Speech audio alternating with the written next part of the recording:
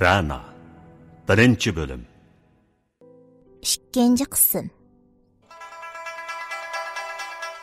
Rana'nın saqayıp qolganiga necha kun bo'lib qoldi. Onun hozir tamoqlarimi normallaşıp, chiroylarimi so'zilib, xeyli aslik kelib qolgan edi. Senipilik savoqdoshlarim Rana og'rib yetib qolgan bu bir hafta jarayonida 2 qatim kelib ketdi. Rana'lar o'qish bitirdiganga 2 oylik vaqt qolg'achqa bir qadar oldirash bo'lib ketdi. Shunga Rana'mu atidan boshlab maktabga berishni loyiq ko'rib, onasining ma'qulligini aytib bo'ldi. Yusuf iqtisodni keng kushodi berib tursa-mu, lekin Rana Hamrogulning tarbiyasida nihoyat esil mijozlik cho'ng bo'ldi. Sinfida qiyinchilik bor savoqdoshlarga Qurbaning yetishi yordam beradi. Mijozi Hamrogulning kichikligini tatgan bo'lib, sho'xligi, kelishimchanligi, faoliyatchanligi o'zining chiroylikligi bilan sinfning guli edi. Sinfda har qanday faoliyat bo'lib qolsa, Rana hargiz kam bo'lib qolmaydi. Hamrogul Rana'ning o'ziga o'xshash bo'lib qolmasligini, o'zi yaxshi ko'radigan usulda yashashini umid qiladi. Odam deganning orzusi bo'lish kerak. Deydi Hamrogul Rana'ga paranglashqanlarda. Odam dodinlik bilan orzu qila olish kerak. Orzuning hammasining amalga eshishi notayin. Lekin u bir go'zal umid. Arzu bo'lgan hayotning haqiqiy ma'nosi bo'ladi. Arzu qilganni amalga oshirish uchun tirishish kerak. Shundala hayotlikning texmi ahamiyati bo'ladi. Mana mushundaq oddiy paranglashlarning ta'siridan Rana'mu uncha baldur turmush qaynimiga cho'kib ketishni xohlamaydi. Rana'mu maktabdagi o'qituvchilari, doktorxonadagi doktorlarni ko'rganida, keyincha shularga o'xshash yashashni orzu qilib qoladi. Bu yurt chat xilvat joyga joylashganiga, boshqa yurtlar bilan orlig'ining yiroqligiga qaramay, har xil sabablar bilan sirtdan kelib o'ltiraqlashib qolganlarmi xeyli ko'p bo'lib, bundaqlardan qo'l ilkidi yo'q. Yo'qsizlari mushundaq boy savdogarlarning oilasida xizmatkorlik qilib jon boqadi. Bu yurt shundaq sexiy bir yurt ediki, boshqa yurtlardan boshliqidek makon topolmaganlarni un-tunsiz o'z qo'yniga singdirib ketadi. Ashpashtigicha Rana'larning o'qishim bitib qoldi.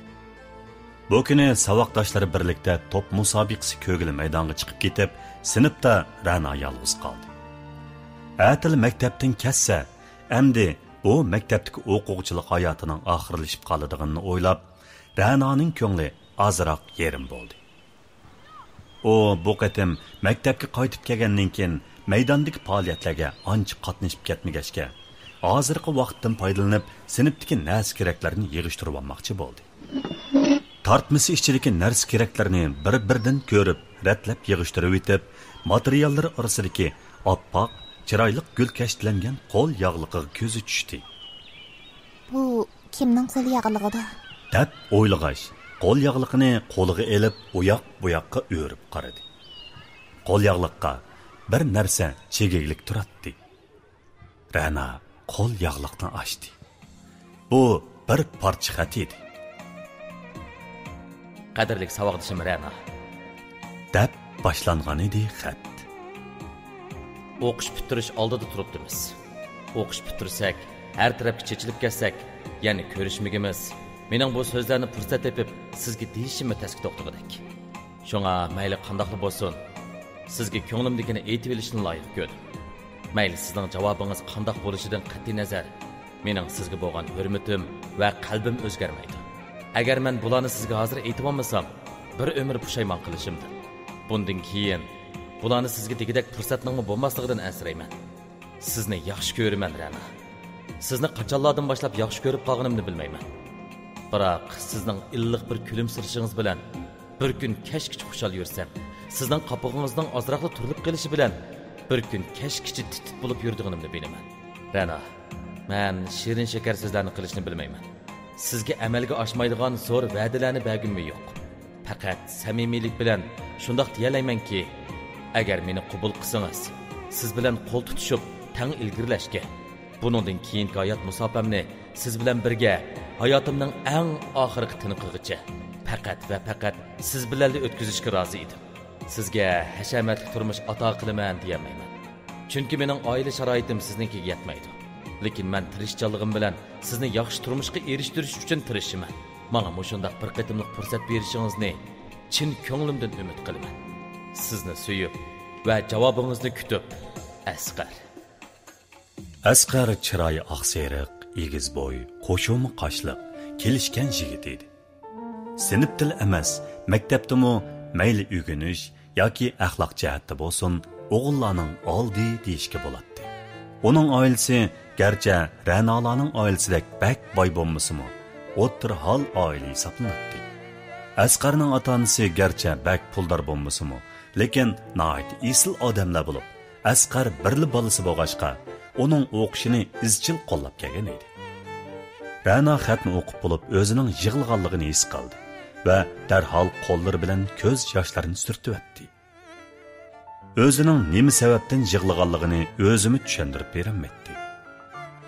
Ra'no xatni hapala-shapala yig'ishtirib etib, materiallarni yig'ishtirib, sinfdan chiqib ketdi.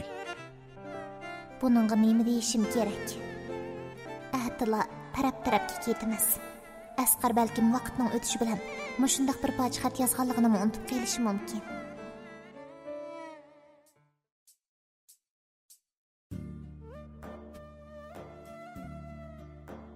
Rabia qarmoqqa intayin muloyim. Erlarning ko'nglini tushundigandek ko'rinadigan, ammo qilni 40 yaradigan, kalla o'yinchiqa noayitim usti bir ayol bo'lib, nemilik qilsa qilib, qo'lidan keladigan barcha amalni ishlatib degudek, Yusufni ayoli Hamrogul bilan ajrashib, o'zi bilan to'y qilishga ko'ndirgan edi. Yusuf Rabiyaga uning bilan to'y qiladiganga ma'qul bo'ldi. Amaliyotda bu to'y ishi Yusufga noayit qiyinga to'xtaydi.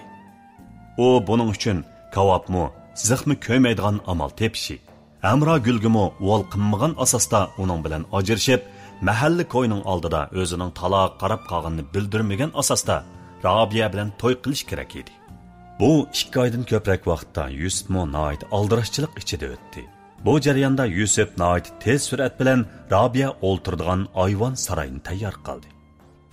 Rabiya: "Men turadigan qo'ro amalba cho'ng qo'roga yaqin bo'lsin. Bir ish bo'lib qolsa, qolaylik bo'ladi." deb Yusufga bak topilg'ashqa, Yusuf Hamrogul o'ltirdigan qo'roga yaqin joydan bir qo'ro joyini setib olib, o'zgartib sag'izdi. Rabiya o'ltirdigan qo'romi bitdi. Endi Hamroguldan ajrishish ish pussila to'yni qilsa bo'ladi. Ra'no onasining ajrishishga qo'shilganiga hayron edi. Oxiri bu kuni chidab bo'lolmay aldirash ish qilayotgan onasining oldin to'sib olib so'rdi. Nemishqa dadam bilan ajrashishga ma'qullik bildirsiz? Qo'shilmasangiz nima bo'ladi? Sizlar qo'shilmasangiz dadam bu to'yni qilolmaydi-ku.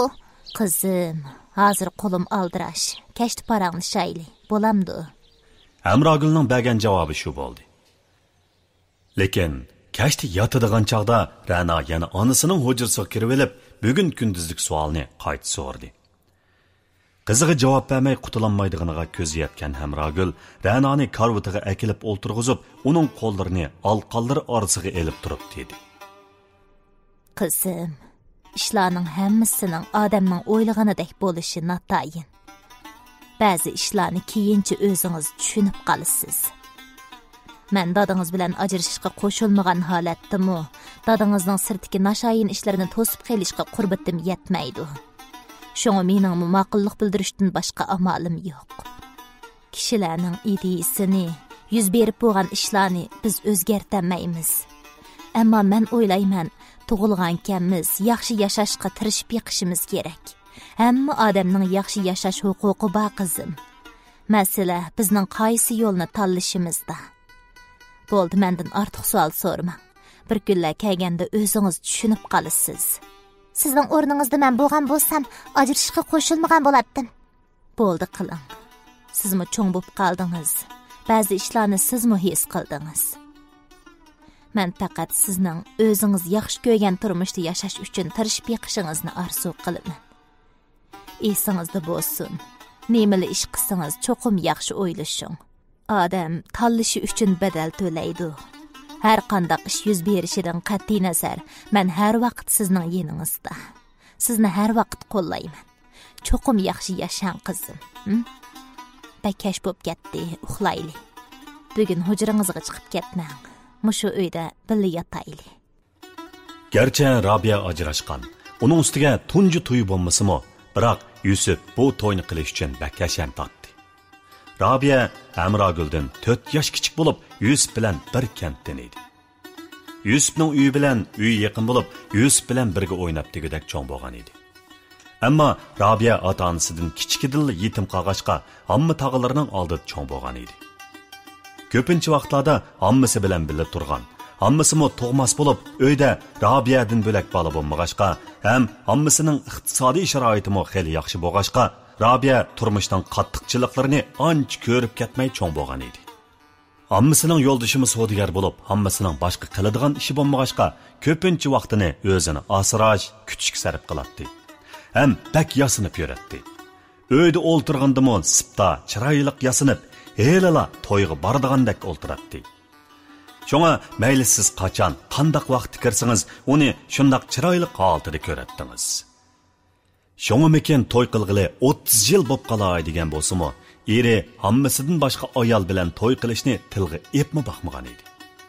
Hammasi uyni eri uchun bo'lsa-mu, har vaqt nihoyat pokiz tutib o'tiradi. Xizmatkorlar hammasining yotoq uyi, mehmonxonasi va ayrim tamoq yeydigan, hammasining maxsus eri uchun tamoq etib beradigan uylarni har kuni 3 vaqt tozalaydi. Hammasimi bu uylarda har qanday narsaning ustida kichkina to'p qilishiga yo'l qo'ymaydi. Bu jihatda hammasining xizmatkorlar qo'ydigan talabi nihoyat yuqori edi. Hammasi yo'ldishining xizmatini o'zi bir qo'llab qiladi. Yo'ldishiga munosabatlik har qanday ishga xizmatkorlarni qat'iy yaqin keltirmaydi. Yo'ldishi uyga kirgan aman ostiga 2 qat ko'p selib, zapa, navatlar bilan qiziq choy damlab, o'zi oshxonaga kirib, eri amroq tamoqlarni etib, tamoqdan bika bo'lsa, erini karvatda yotqizib qo'yib, uchillarini tutib, erining to'liq hodig'ini chiqaradi.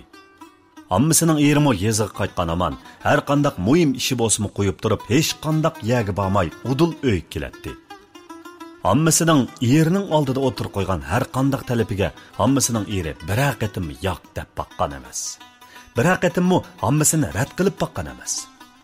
Har qancha o'rinsiz talab bo'lsa-mu, qandaqlik qilsa, cho'qim o'rindab beradi. Rabia bir qatim to'y qilgan.